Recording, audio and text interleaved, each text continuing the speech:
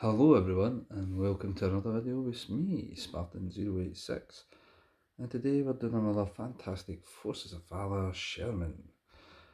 Now, sorry I haven't put any videos up recently. I've been going through a lot and at the moment I'm just starting to recover from COVID. Yes, 2.5 years, never caught it, and right at the end of all this, I catch it.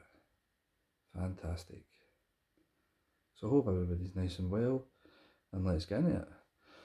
First off, a wee apology about the last video I did about Forces of Valor's Sherman. I never really went into a lot of detail about it or talk about it. I just kind of spoke briefly on the differences of how Forces of Valor did it under Unimax and the differences of that one that's now been brought out by Waterstones. Never really told the differences between it. So obviously that version that Waterstones had brought out was a model based on the original M4 with the 57-degree glacis plate at the front and obviously the small hatches, etc. The one we're doing here today is the more prevalent M4A3 version of the Sherman, and as you can see it's sitting in front of us, it's actually pretty decent. I know you'll probably say is, well, hey, you said you weren't going to buy one. Well, I'm sorry, but somebody put it up for bidding on eBay and it went for a pretty decent price, again, to myself, so not too shabby. After having a good look over this, it's actually pretty decent. The model's pretty good, the paintwork's pretty good, decent, and the weathering's actually quite good, quite liked it. I will do a wee short video at the end for everybody, so they can have a wee look around it, see it all degrees and all angles, and have a fairly good look themselves and see if it's something that you wish to purchase or not. The one thing I'm not too happy about is the wee miniature figure. Now I'm going to bring them a bit closer to you guys so you can see them.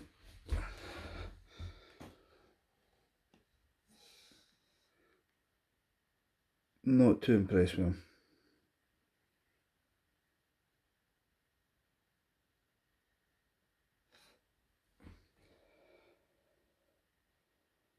So I don't know about you guys with American ranks, but that looks like one big ass private or a corporal, because it just looks like two chevrons. I think it's supposed to be a sergeant first class or a staff sergeant, but doesn't really look that way. Excuse me. But overall, quite impressed with it. It comes with the usual bundle that you get. Obviously, you get this wee bad boy here, and inside it, they're going to give you a patch. And the patch you're going to get is the 5th Armoured Division. So, pretty decent. I quite like that. That's my second one now. Quite like it.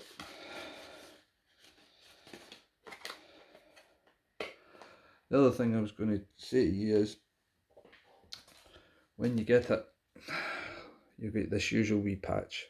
It's got wee bits and pieces, but you'll notice that there's two silver funnels in it. These happen to be to hook up exhausts for the engine that you're going to get. And I was thinking to myself, why is that there? So it's two exhaust pipes, A and B, and what you need to do is you're going to need to take the Sherman apart, take the engine out and connect them.